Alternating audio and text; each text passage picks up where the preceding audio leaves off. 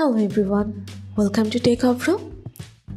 Today in this video, I'm gonna show you how to hide active now on Instagram. Before starting the video, please subscribe to Techavro. So, let's get started. For this, you have to open your Instagram. Now go to your profile. Here you can see 3 lines. Press on this.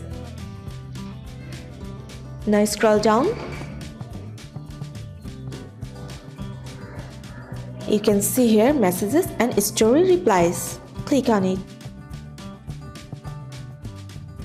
Now click on show activity status.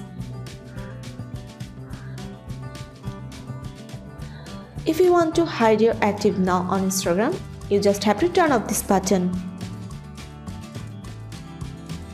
That's it. So this is how to hide active now on Instagram. So guys, that's it. You can do this.